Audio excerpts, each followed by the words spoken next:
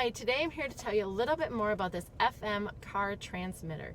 As you see, it's nice and small and compact and portable. You can plug it right here directly into your car. It's voltage.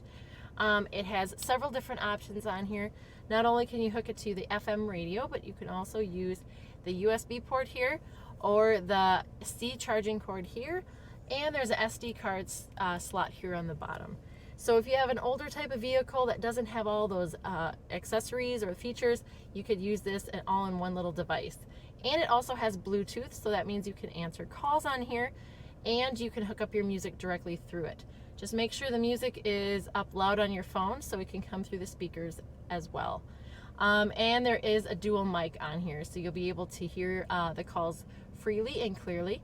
There's also 9 different lighting options on here, as I'll show you when I plug it in here.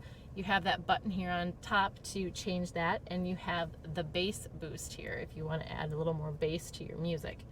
Like I said, here's that call button. You push that, and let me get it hooked up and charge a few things on here and show you how it works with the music. And hopefully you found this very helpful. You go pick up one of these for yourself, and thanks again for watching.